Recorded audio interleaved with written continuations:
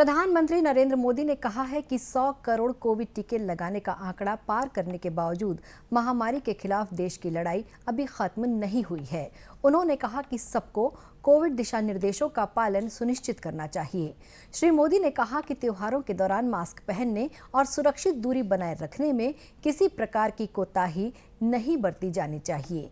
आज राष्ट्र को संबोधित करते हुए उन्होंने लोगों से आगामी त्योहारों के दौरान पूरी सतर्कता बरतने की अपील की। प्रधानमंत्री ने अब तक टीका नहीं लगवाने वाले लोगों से भी आग्रह किया है कि वे बिना किसी डर के टीका लगवाएं। उन्होंने कहा कि जिन्होंने टीका लगवा लिया है वे अन्य लोगों को भी इसके लिए प्रेरित करें।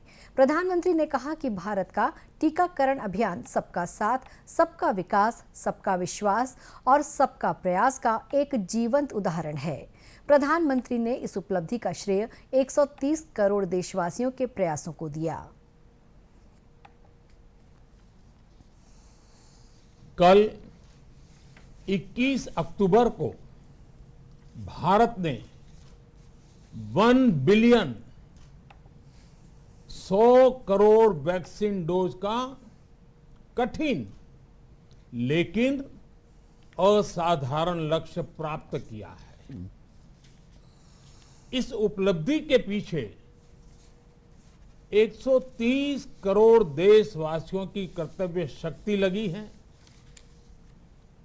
इसलिए ये सफलता भारत की सफलता है, हर देशवासी की सफलता है।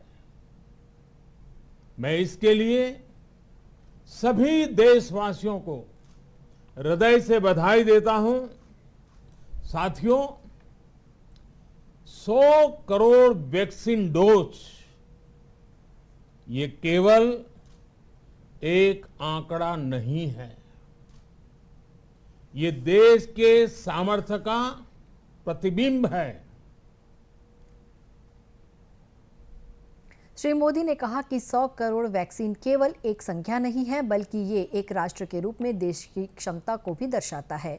उन्होंने कहा कि भारत ने एक मुश्किल और असाधारण लक्ष्य को सफलतापूर्वक हासिल किया है। की रचना है,